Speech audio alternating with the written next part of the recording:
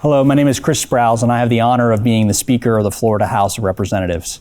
Today, I'm located here in the House chamber, joined by two very, very special guests. It is safe to say that this House chamber, this place that is an idea factory, a place where ideas are debated and grown, has been significantly impacted by the two men who join us here today. It was just 20 years ago that Speaker Thrasher had the monumental task of redoing and revitalizing and reimagining this House chamber. And in doing so, wanted to figure out the best way to do that to capture Florida's past, its present, and its future.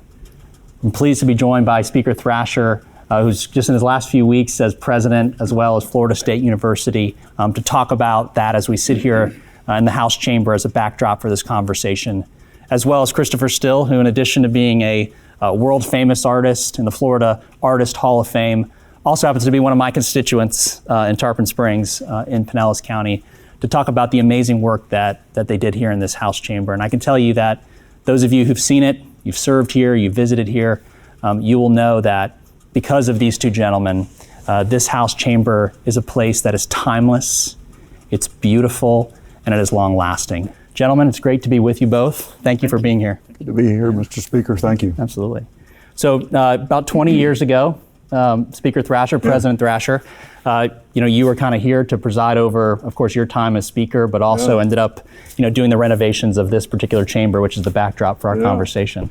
Yeah, the basic idea, Mr. Speaker, came, I had toured around a number of states and gone into chambers, and every time I'd go into one, I would see the usual beauty of the artwork that was there depicting something about the history of that state. But a lot of other things. So I came back in between probably the end of my first year as Speaker and said, I think we ought to renovate this place. It hadn't been updated since the late 70s when it was built. There were a lot of things that needed to be done cosmetically as well as, for better service to the people of Florida. So I came up with the idea about renovating it and started talking to the Sergeant, Ernie Sumner at the time. And we came up with the idea to do it. And it was so we really started it in between my first and second year as Speaker. And obviously the politics of that is I always thought, well, I'm not going to run for office again. I did, unfortunately, later on, heard about it. But the renovations we did then, I think, were substantial. I think they were timely for what was going on in the state at that time. And I couldn't be prouder. And then I ran into this guy, Chris Still, about the artwork. But a lot of thought went into this chamber, and it's a beautiful place. And I think it reminds members when they come in here of the importance they have when they walk in those doors to the people of the state of Florida, because it has a sense, I think, of history and certainly a sense of responsibility. That's awesome. Well, we talked about kind of the why you did that, and I love that you said, hey, listen, not great politically to say, hey, we're going to spend this money to redo this chamber, but obviously wildly important for Floridians. So tell me how you met, how did you end up finding an artist? You're trying to say this is going to be here for a long time. Right. How did you pick Chris to be the artist? Well, first of all, nobody would ever accuse me of knowing anything about art. I'm sure you're aware of that.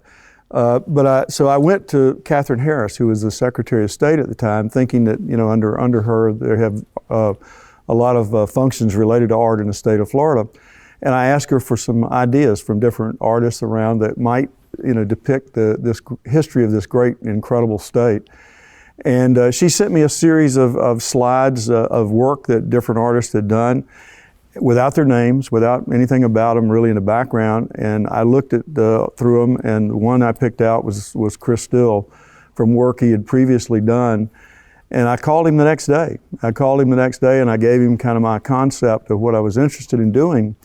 And Chris said, I've been waiting for this call all my life. And the way we worked together and the work he did here is just absolutely amazing. When I talk to folks who are visiting the House chamber, Chris, and we're talking about, the beauty of the chamber, and we're talking about the murals, I always say the same thing. Do you know what House member represents the artist who painted these murals? And then they don't usually know. And I say, well, he's really great, he's good looking, and of course it's me. And so it's usually they get a laugh out of that, especially the good looking part. But you get this call from, at the time, Speaker Thrasher, to ask you this question. I've seen your work. Would you be interested in this project? What are you thinking, and what do you say? Well, I had begun since early childhood studying ferociously to want to paint the beauty of Florida, which led me to Europe. And when I returned to Florida, there really was no opportunity to use what my training was leading to. And when I talked to Speaker Thrasher, people think I'm joking when I'm saying that he was like my Pope, that he really conveyed to me, first of all, his love for Florida, and we had that in common immediately. And then he was so driven to want to make the process of legislation a sacred duty, and he wanted to lift the decorum of the room, to instill in the members what a responsibility they had on their shoulders. And I think previously, like, the whole decorum of the room was set by the feeling of the room. And so he was very purposely lifting the dais and the whole feeling of the atmosphere to say, you're entering an important place and an important job. And he did that in me too. He really, excited me about the responsibility he was putting on my shoulders. And we partnered throughout the whole, even after he left as speaker, because I as I often do, went on and on. He remained my leader through the whole project, which was and remains being one of the men I look up to. Well, I assure you, there's a lot of House members, myself included, who would say the same, different reasons, but for the same. Thank you. So the speaker obviously had, this vision of how the chamber architecturally would be laid out. You said about raising the dais and kind of raising the gravity of the room. And of course, you come and you have to engage in this project of doing these murals.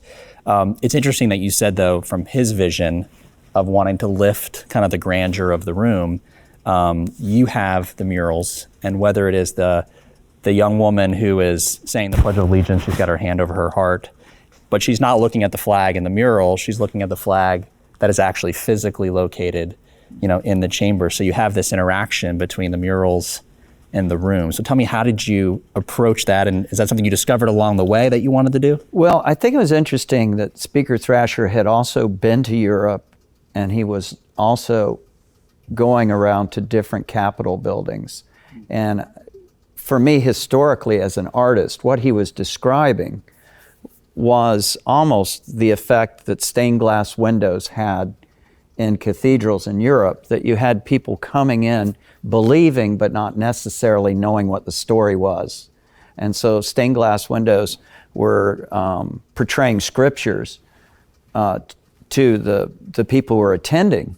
And I saw these as both windows and both mirrors of what should be happening in the room, that these figures, to take what were walls separating these people that were coming from different parts of the state, and being walled in, instead opening those windows up, that the artifacts and the places that were surrounding them were these people from the past laying objects around them to say, you are now convening with all of these people looking at you from the past and future. And it's worth saying, Speaker, that's a lot of parts of our history are not great ones, are not great moments in humanity. But Speaker Thrasher was always my champion through saying, this is history. History needs to be told. This needs to be, so that you may not realize it now, but you have very few political spaces where there is such a pretty frank discussion about what the history is, who we are, and that's very unique. I know that President Thrasher, you're a student of history, but you were also at a time a politician. Mm-hmm. So when this is happening, and here's Chris is going to tell our story, mm-hmm. all of our story, even maybe the more unflattering parts as well. Did you think through the politics of that and say, gosh, this might be dicey? Probably not as relevant as it is today, no question about it. But we did know that we had some issues that had occurred in our state that in its history that needed to be told, and told accurately. And that's, I think, the thing about history. Whether it's now or 100 years ago, let's tell it accurately. And I think that's what Chris did. And the artifacts and the different symbolisms that he brought to every single mural indicates the great research he did and the thoughtful research he did as to the real history of this state. And again, it goes back to what our vision was when members walk in here, and particularly, my view at that time was younger members. Legislature was getting younger then, and certainly it probably is now, I think, at least my observation. They need to know about the history of this great state, the good things and the bad things that went on. But the things that got us to where we are today, that makes this state the greatest state in the Union, in my opinion. And I think Chris's work really helped do that. And so my hope was, again, when somebody walks through those doors, that they feel that not a burden, but often the responsibility of trying to do the right things for the people they represent. I love that, and I love how that corresponds with what Chris said about being in cathedrals in Europe and stained glass and giving people that feeling when they walk in the room that you're in a place that's special. And I've heard before, legislative chambers referred to as chapels of democracy. Mm-hmm.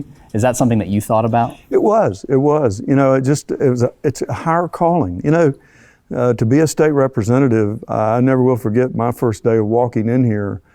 I was awestruck just to know that I represented a lot of folks who were counting on me to do the right thing. And I think that responsibility you have, hopefully this place would make a difference in understanding that.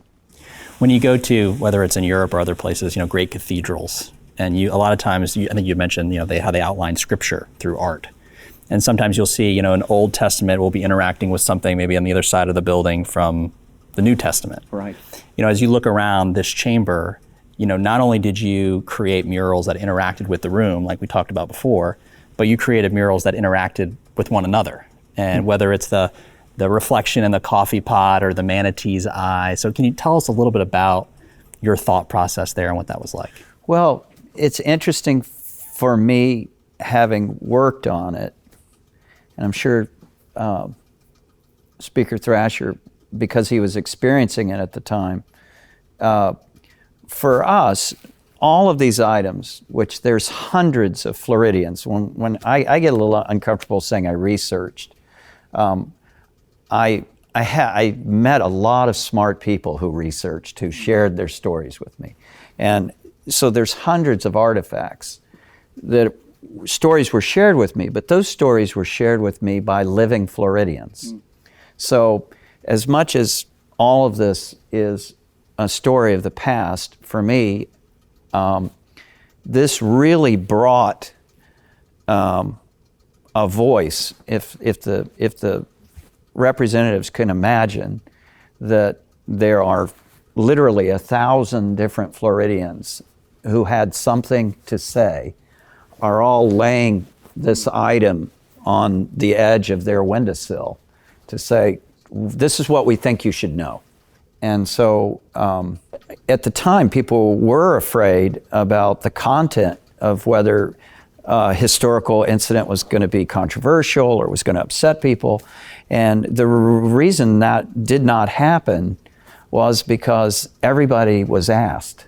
So I think it's not the story that's controversial. It's just not lifting up the story in a respectful way to all involved. And I think, and that was the heart, if I made a mistake and I did something, I'm sure in the future there might be symbols that are misunderstood, but the heart of it was very sincere to say, this is a state we love.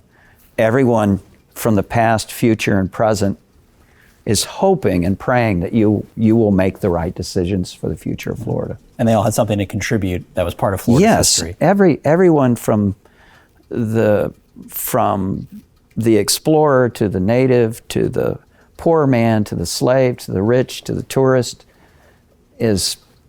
that's what we are. We're a jambalaya of that. I mean, other states, they know that someone got off a boat, stepped on this rock, they built this building, and that's their story. That's not Florida's story. We're we have layer upon layer upon layer of the oldest story in the country. We have the most American story and foundation of probably any state in the country, and it's the least known, of any state, probably. That's certainly something you would agree with. I would. And to say it's non-political, I think is correct, but it also highlights some of the political things that we've done in the state of Florida. Chris put in there in one of the murals the he-coon from Lawton Child's day as governor, and the famous debate he had with Jeb Bush. Put in there some things about me that nobody really knows about or anything, but I was very appreciative of that. But again, it reflects who we are in this state. The incredible diversity we have here and the incredible history. And I just, every time I walk in here, particularly for me, I'm awed by it. And I still have the book that we did after you did the murals. And I pick it up and look at it every single time that I find something new in it that I didn't remember, probably because I'm gotten older. But certainly, if you just pick up the murals and the codes that go with all the artifacts and the representations in these murals, you will learn Florida history, a great deal about Florida history. But more importantly, you learn that this is an incredible state that's still growing and still has a great future ahead of it. Absolutely. Well, you've totally piqued my interest now about the parts in the murals that reflect you and your time. So I've got to know, Well, I was the last one. I think was the era when Vietnam took place, and I won 2 Bronze Stars in Vietnam, and were awarded 2 Bronze Stars. I didn't win them, but he put those in there, and I'm very appreciative of that. I also put the Speaker's gavel. Yeah. And referring to the he-coon, things are so multi-layered that what one person thinks means something, you'll see that there's usually a balanced recovery to it. The he-coon is rolling a can of orange concentrate with Donald Duck on it, which is the only emblem that Florida citrus growers can use from Disney. And that's rolling across a Miami Herald with Hurricane Andrew striking. Right. And so there was some concern during Lawton Child's service that he had slowed down the reaction of relief during Hurricane Andrew that was trying to affect the outcome of the election of the then governor's father. And so there's like the complexity is beyond my understanding. I don't write about it, but if you look at things on much of a multi-level, and that newspaper for me, which I don't know if the speaker knows this or not, but for me, he was a young boy selling newspapers in Jacksonville. I did. And here he goes through just really raising up himself to make a living, goes in the service, goes through the military, and just the string of that you can, as a child growing up, become the Speaker of the House and go through and have the influence that he had is also is not just a story about him. I think of being in here during a period of time where there were servicemen who they were representatives who were not present because they were called up to go to Iraq, or the call of service, the potential of any Floridian being a speaker like yourself is a noble story. Yeah, absolutely. Well, speaking of Speaker Thrasher's service, I understand that there was some conversation at the time when the murals were being painted about, the importance, of course, of Florida State University, but also the University of Florida, President Thrasher. Yes, sir. And someone said to me, Speaker Thrasher wanted to take a balanced approach. And I said, that can't be true. I've never heard of balanced when it comes to the rivalry between Florida State and the University of Florida. So tell us a little bit about that. Well, I went to art school, so I did not realize, I have grown to know, that was part of my education, I had some sketches, and one of them included this alligator sliding out of the frame, and Speaker Thrasher was like, I'll let this go because I see that you're going to put the Osceola Seminole, and he's bigger, and he has a knife big enough to kill that gator over there. And so it did start a representation of not only of UF and of Florida State, but there's the hurricane and the laptop for the Miami Hurricanes. There's a rattlesnake here for Florida A&M, which was Right. for the driver that was driving me to your interview, that I had missed my flight and delayed it. I was running late, and he was driving me here, and he said, well, if you get that job, I went to Florida A&M. I want to see something from Florida A&M in there. So the rattler that's over and there, and the bulls, and so anyway, and there's an owl, and there's those are the knights, or so it's Everybody's pretty represented. Yeah. Chris didn't know what he was walking into on that rivalry. He did not. No, he did not. We had a great time talking about that, and I think both of those murals display incredible history of Florida. I mean, and that's what really it's about. It's not about so much the rivalry, but there is a rivalry. We all know that, but it's a healthy rivalry, and it's raised our universities. I think to get back to what you all do in here, I think all of this has helped raise this specter of higher education and why it's so important. And art can tell that story, and that's what's beautiful about it, I think. Yeah. I've always been interested between the interaction between the humanities and art and research, and sometimes blending those two things together is the easiest way to communicate that to people. But interestingly for you, I think Chris was obviously being really humble when he talks about, he gets uncomfortable when he calls it research. Certainly we would call it research. Absolutely. But for somebody who oversees researchers, at Florida State. No, he's been too humble about it. He did a lot of research. He's the kind of guy that just doesn't accept something. He goes and talks to people, goes to the very site of where something happened. You look around these murals, every one of them, he probably went to some place which helped him understand that era. And Chris, the work he put in, he was woefully underpaid, I'll say that, for what he did. But this will live on forever in this chamber, and it should, because it really does represent what this great state's about. And I never will be able to thank Chris enough for all he did for this chamber, but for, more importantly, the people who walk in here, and indeed the state of Florida. Yeah. I've heard Speaker Thrasher's comments echoed by other people, Chris, who I've talked to, who you've worked with, whether they were at a hospital or a hotel, and they all kind of say the same thing, which is when he does a project, he kind of goes all in and just engulfs himself in the topic. And if I understand correctly, whether it was some of the underwater creatures that I think you actually drew underwater. I had an underwater paint box. Yeah. So there was there was that. There's the going to New York to see the the Osceola head. So tell us a little bit about kind of that research and some of the unique things you did. Well, I think my father was a public educator in Florida public schools, taught history, and I saw him as a child realizing that because there was this great number of people who retired here with incredible histories, he sent his students out with reel-to-reel tape recorders to interview people rather than just do a book report from a book.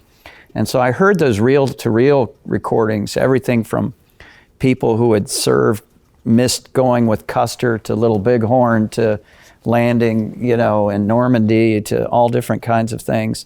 I'm sure that absolutely has a lot to do with that. But I think the thing that is probably most in common is this incredible love for Florida. I think the speaker looking at the House chambers going, this is just not being treated with the dignity that it should be. I saw the same thing from the standpoint of art. I went to the very best art school, got sent to Europe to apprentice under artists for the Vatican, all in the hopes of coming back, because I felt like that because people are so busy surviving in Florida, which is just the whole reason why we don't have much of a written history. Everybody's just trying to survive here, that we're in our infancy of being really well off enough to start writing and painting about what our story is. And my passion for that research really comes from excitement of just going, people should just know what a beautiful place we live in. Absolutely. Speaker, could I add one thing about Chris's research, and this gives you an example, I think, of what he does. This was a later painting, which I'm honored to have in my home. Chris got interested in the Apalachicola Bay and the degradation of the oyster beds there and the impact it had on families in that area in Franklin County and Bay County, and went over there to do a painting. And he just didn't do a painting. He went over, rented a boat, went out for several weeks, watched the oystermen and their family. This was one particular family, interviewed them, did the painting, and it is one of the most spectacular representations of the kind of work he does in everything he does. But again, it depicts a part of history of this state, a part of something that's very important to an industry, important, but more important to the impact it had on families. And that one painting, I think, depicts that better than anything I've seen. Oh, thank you. And I mean, it's a very, very... The Evans from Carabel. Yeah, that's right. Yeah. I love how you go out, you interview people, you engulf yourself in it. So as you're kind of traveling around Florida and you're talking to different people or in your underwater paint box, what is kind of the most unique visit that had the biggest impression on you as you're working to paint these murals? I think to not underestimate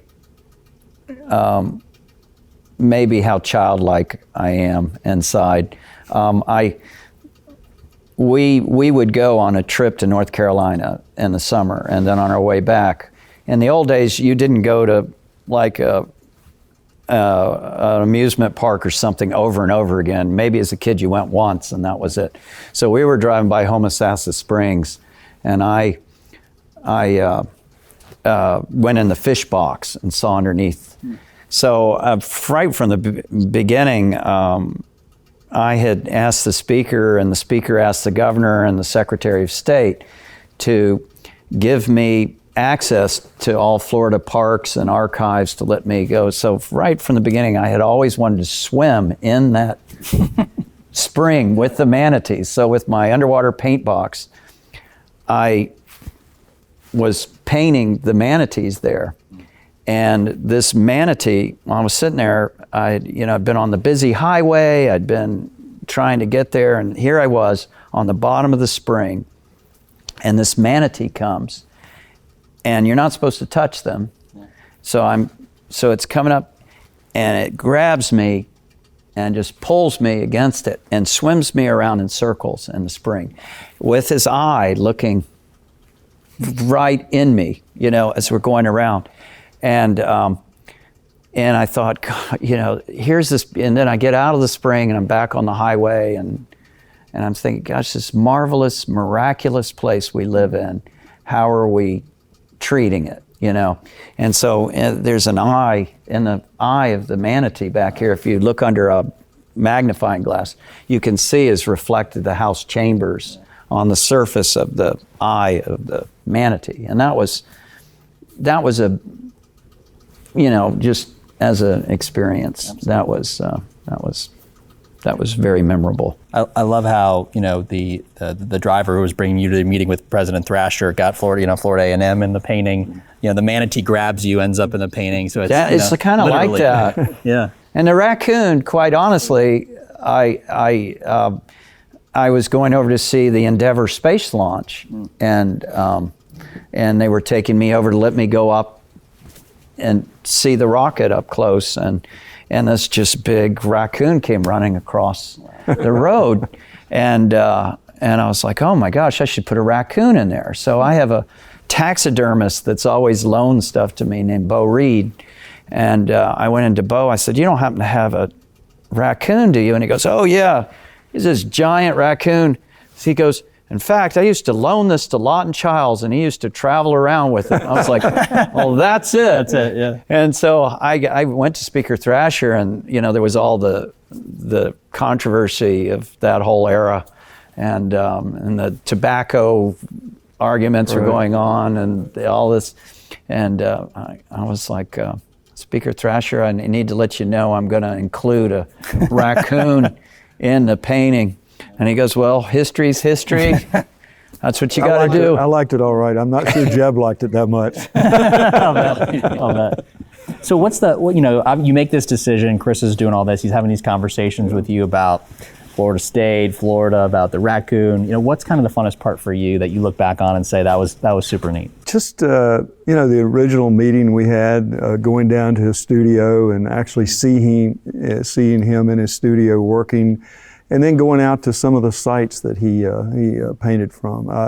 And then obviously the culmination. All of it wasn't done, as Chris said, while I was speaker. It took couple years more, I guess, to finish it. But I watched it, I paid attention to it, and certainly did what I could to be of value to him as it went through Speaker Feeney and Speaker Byrd. I think was probably the last one that before they were all finished. But I still I don't get to walk in here that much anymore.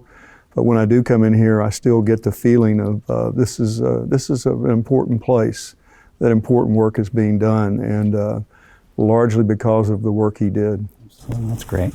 You mentioned things like the manatee's eye and things that are in the paintings. You I think playfully put yourself in the murals. You're included, and then of course we have the baskets with the oranges. So tell us about a couple of those things. Well, I think Floridians will find maps appearing sometimes as maps, sometimes as reflections on water, sometimes as openings in trees. I'm reflected on some parts of objects in the painting. I'm sitting in a steamboat in the Okahumpky, looking at a railroad map. That was primarily, I was wanting to say that a little bit to people, to not just say I'm here, but that I touch this thing. I think counting coup, if there could be something, I felt like I didn't have the right to paint something unless I had actually physically touched it. And I tried my best. By the time of the end of the project, I had a map of Florida, and I had tried to get an artifact that would be from almost every area of representation of the state. And I was thinking about like a representative coming from Pinellas or Monroe County. You come up here to Tallahassee, Florida is such a massive state and such a different geography that I tried to depict different ecosystems that a representative is going to identify with, whether it's a pine forest or a Gulf Coast scene, that you could feel a little bit of your home here. And there's an artifact in these things that should speak to the history of most regions of the state. And so by the time I was done, the whole map, had pens over it as best I could do that. Well, I'll tell you the one that I'm the most connected to, and the speaker will appreciate this, when you become a speaker and you have an opportunity to invite people for opening day. We had come up with kind of tags for people to be able to walk into the galleries, and I wanted it to reflect where I'm from. Sure. And I was like, well, what's the best way to do that? And the best way to do that is just to take something Chris had done already. Right. So we took the sponge diver helmet with the sponges and included that, because we're from Tarpon Springs. That's where my hometown. So I wanted to reflect that. That was the best way to do that. So you guys have obviously you spent a great deal of time thinking about Florida's history. Is there something, and this really goes for both of you, because both of you have done this over your time. Is there a historical figure that's important to Florida history that you feel like has been overlooked and hasn't gotten the kind of attention that person has really deserved?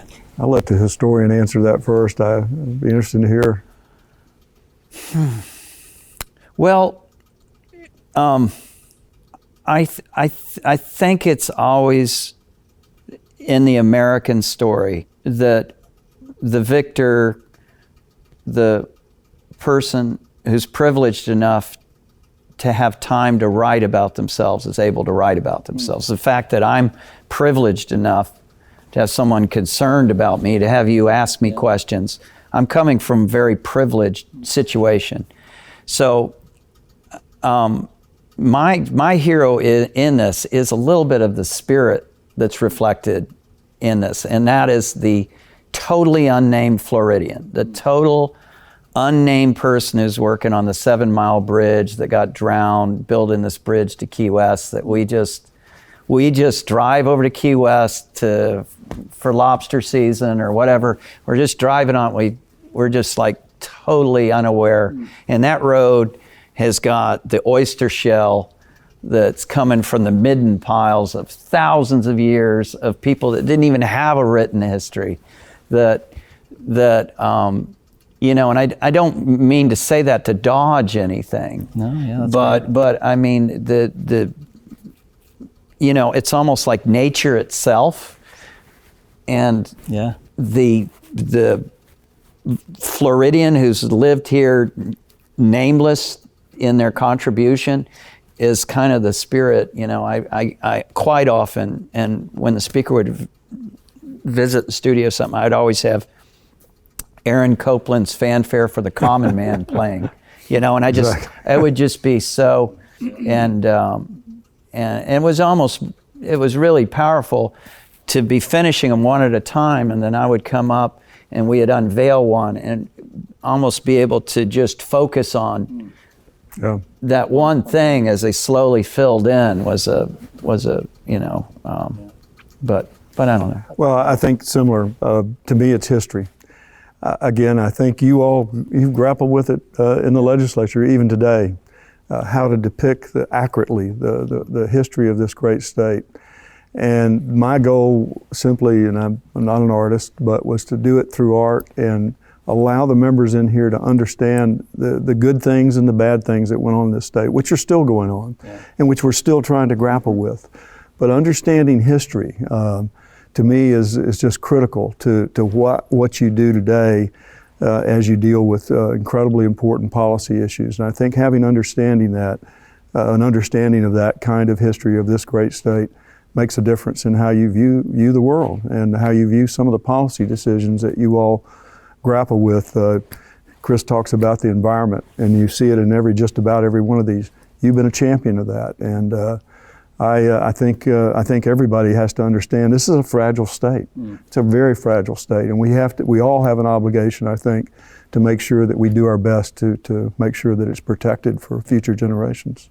I love how we tie the kind of the art to the policy that we do here in the House. We have this committee process, right? So these legislation moves through committee, and Speaker will say it's kind of messy at times. A little messy. It's a little messy, and there's lots of edits and revisions, and to try to get to something that we think is the best product. And I've always thought it fascinating, whether it's in legislation or in art, to think about what were the edits. And it's fascinating to me to look at your drafts and kind of the revisions that they went through along the way to really reflect the final product. And so how did you go from these edits and revisions to a place where you could say, I feel like this is now done. It's captured the era. I know originally we had the 8 spaces, which ended up, we included 2 more, which now in retrospect was really a critical thing to the whole series. But it was very difficult to say what 8 periods could you actually contain Florida's history in. And Florida, the fact that you have wealthy hotels with people living in palmetto shacks, with Indians still hunting while airplanes are flying and rockets are being shot up, it ended up collaging these things. Became almost, and I'm not going to say a historian will, this is not more accurate than telling history, but you almost have to tell things when you're writing it in a chronological thing. This happened and this happened, this happened. One of the luxuries of art is I could combine things that are happening simultaneously in a visual way that maybe explains the jambalaya of who we are a little better, you know, and I don't know if that makes sense or not. It does. I actually, you know, it's funny when I look at your work in this chamber, you know, we often think of the, you know, art through, you know, our experiences or things we've read or churches we've been to, and I often thought about the book A Land Remembered. Yeah. You know, about Florida's history, and you know, to your point, that was a chronological look about, you know, kind of where we've come as a state. Are there things like that, particular, whether it's in literature or historical documents, that you think had a significant impact on you as you painted these murals? We both, Speaker Thrasher and I, would really lift up John Phelps, who was clerk of the House at the time and very interested in Florida history and research. And one of the interesting things was looking in the legislative papers to see, you know, during the writing of the Constitution, for us to become a state, you had legislators dueling with each other, you know, and so that led me to actually finding the weapons that were used in the duel and finding the dueling notices and, you know, going over to Port St. Joe and seeing where the Constitution, St. Mark's, and seeing the whole history of how that was evolving. It was a it's a privilege for me to have gone through that process of seeing a lot of these things, and so history is alive for me. Absolutely. You know, I think, you know, if we could only, we have so many people coming from so many different places. They can tell the story of their hometown well, and they move to Florida. And Floridians, we kind of feel like we get it through osmosis, that we're born and bred here, so we know what the story is. But I can tell you, I got just a wonderful opportunity to hear a lot. I have trouble reading, so I respond more to hearing. Yeah. And so, you know, so it's interesting in those legislative papers to see them writing out events that are happening that, you know. I think you'd agree it's good that we don't allow dueling anymore in the House. Yeah, I don't anymore. You know, the other thing, and I look out at the House and look out at this chamber, and 120 individuals come from all over the state. And the incredible diversity of this state is apparent in here. But the diversity of this, of the art that depicts the history of this state is also very important. So to me, again, it's all about these members in here who come here, all with different points of view, obviously, as you well know, Speaker, from having to deal with them.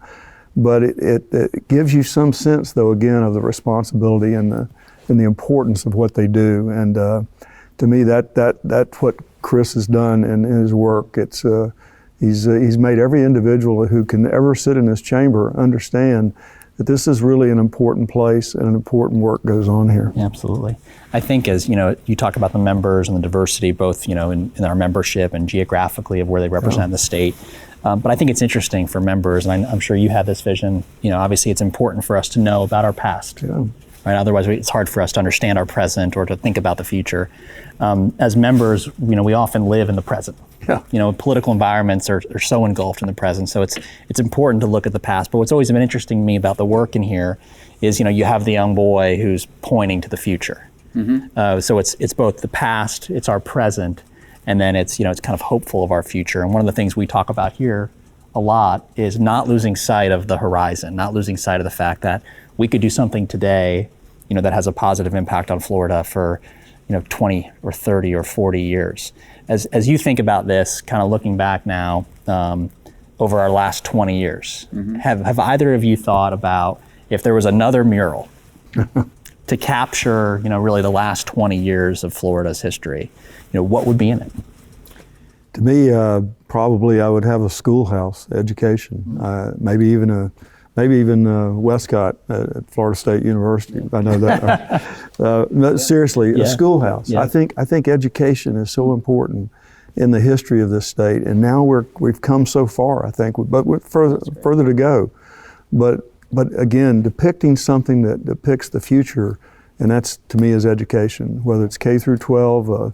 The younger kids or our university system, which, by the way, as you know, Speaker is #1 in the country, it is so important. And I think if I had to do or ask Chris to do one, I'd say, let's make it about education and why it's so important for the state to continue and to be prosperous. That's great. Yeah. What about you, Chris? Well, I remember running into that question of the future. And I knew when I got to the last of the 8 murals that by portraying the space shuttle, by showing a laptop computer, that was going to, within a very short period of time, look like the Wright brothers plane. And so the choice was to go underwater.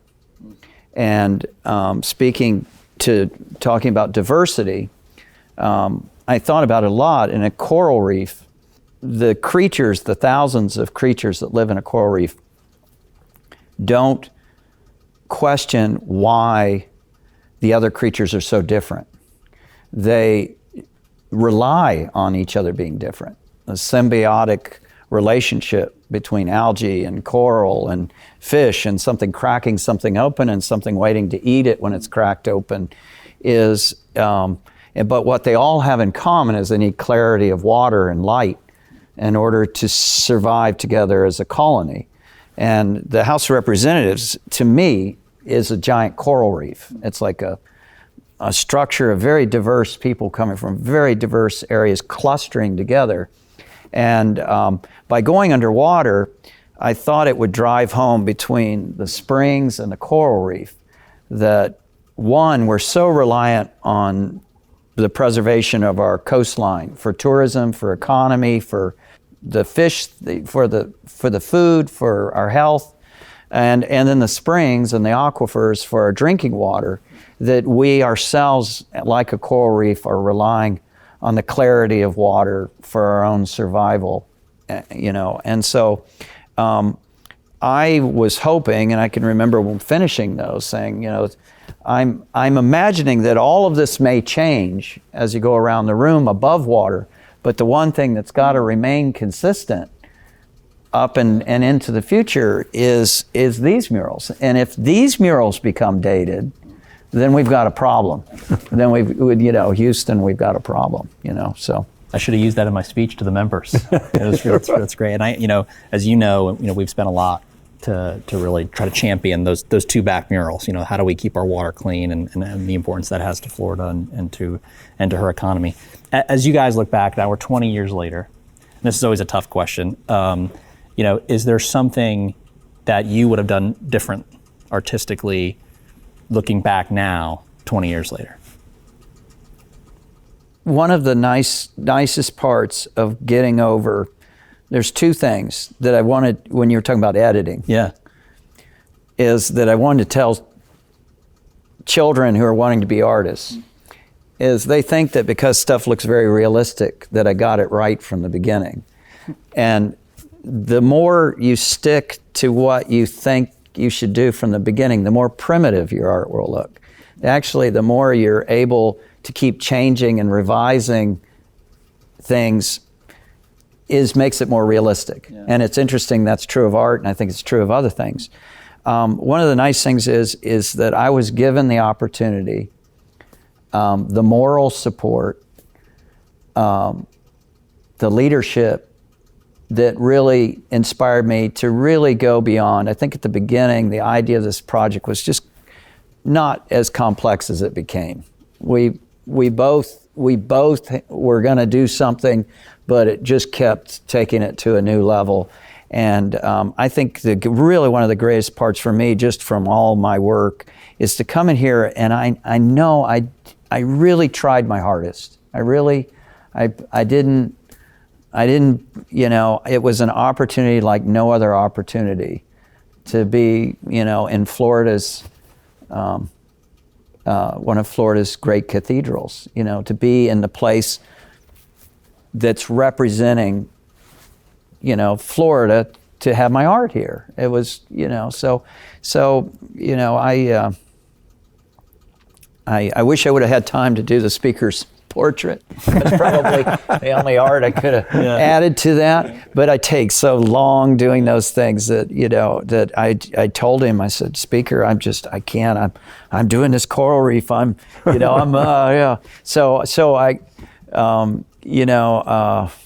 It's my calling. I know this was his calling. And we gave it, You gave it, you went all in. I feel very good. If I could do something, I'd paint the ceiling with. It was funny.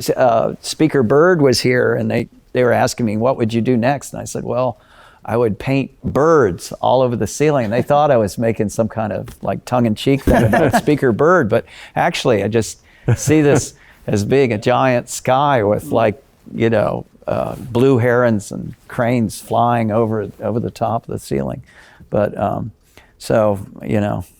And I don't want to do that. I can't. I'm done. I heard Michelangelo, that was bad for his back. Yeah, that's what I read. Yeah, it could be. I read, yeah, you don't want to get into ceilings. I wouldn't have done anything differently, Speaker. I found the right guy, great guidance from folks, but there's always something about divine intervention, and I think this was divine intervention at the time.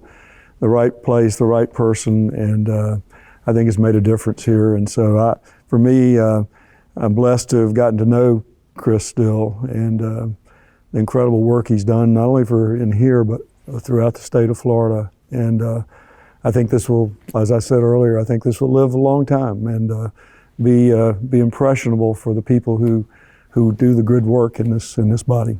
I've always loved the idea that people say God sets divine appointments. Yeah.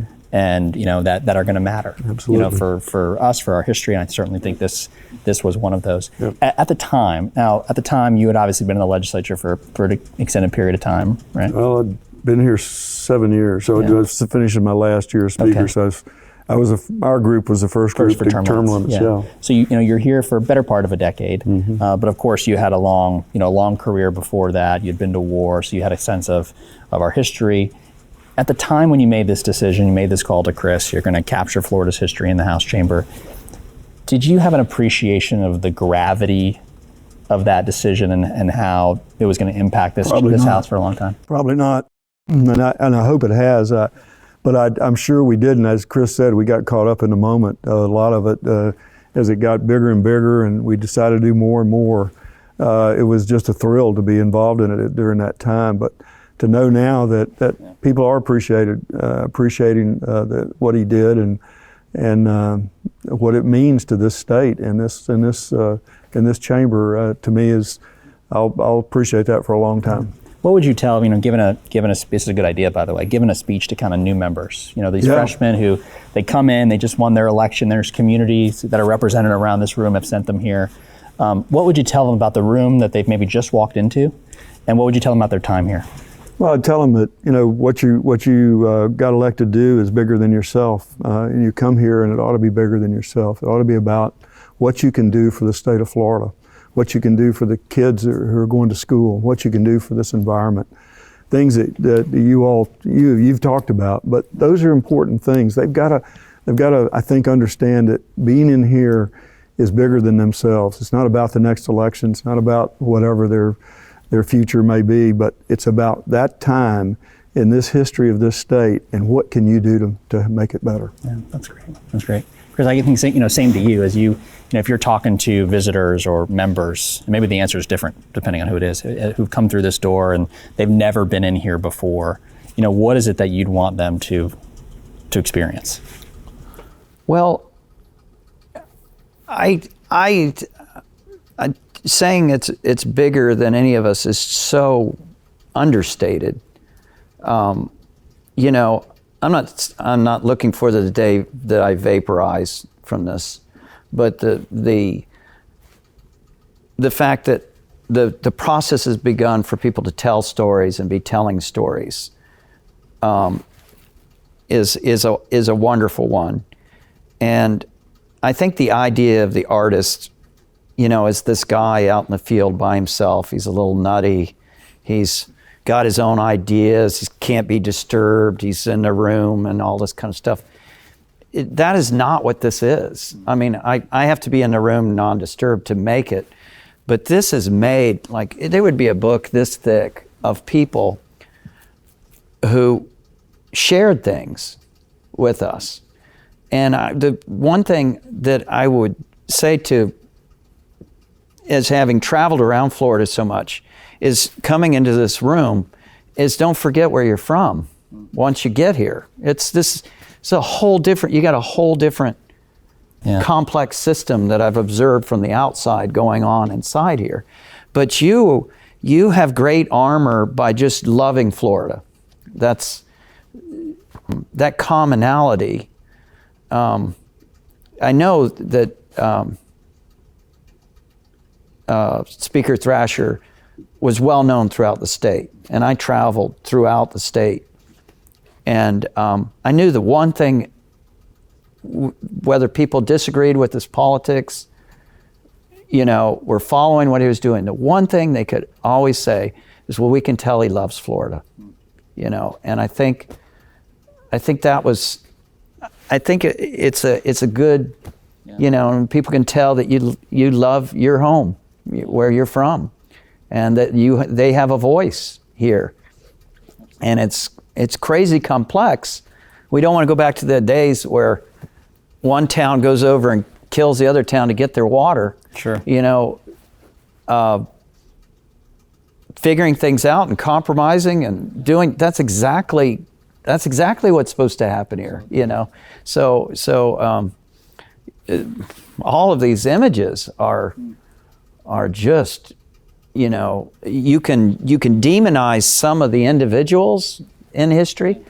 The reality of it was the person pointing, the little boy that's pointing.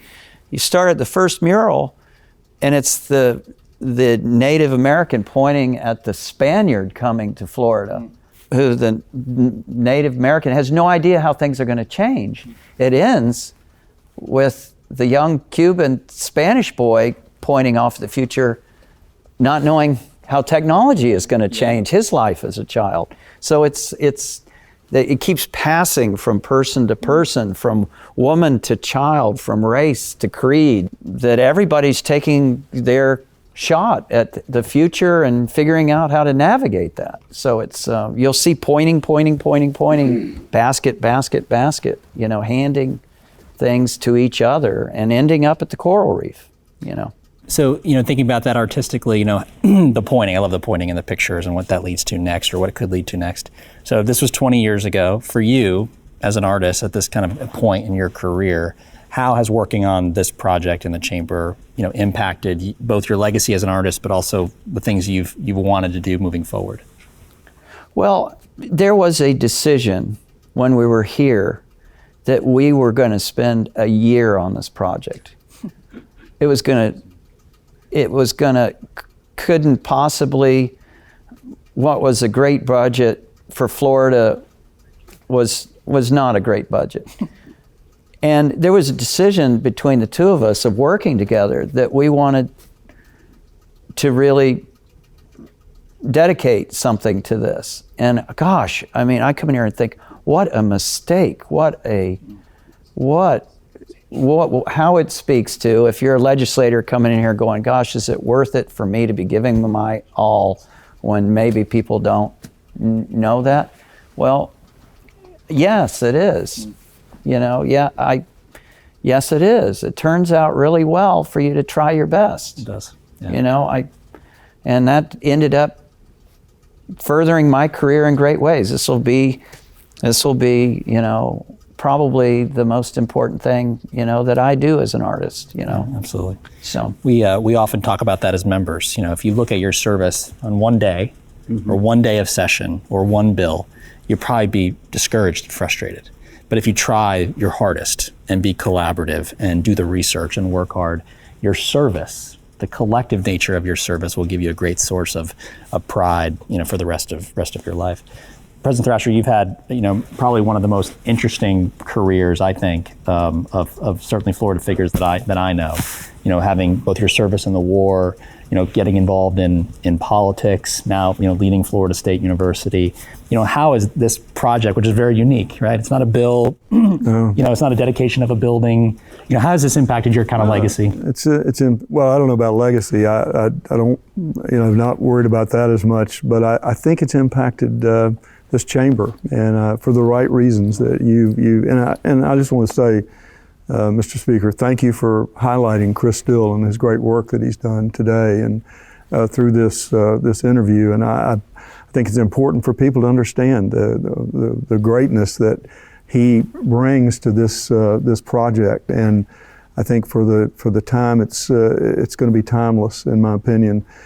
To me, it's to be a part of it. I was a little part of it to get it started, and I just thank Chris for his friendship, his diligence, his hard work that he put into this. He did. He put his whole self into this, and without any idea of where it would ever go and whatever would happen in the future for his career. The fact that it's helped his career, that he says, I'm very proud of that. But you've helped a lot more people who've come into this chamber. I promise you that, Chris, and you'll never know.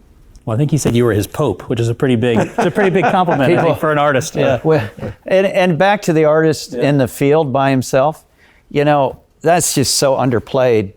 To go, well, I just played a small part. No, it wouldn't happen at all. It'd be no art on the walls. We wouldn't be sitting here unless that decision is made. I mean, artists, you have no forum if you have no wall to hang your art on. Right. It's so, one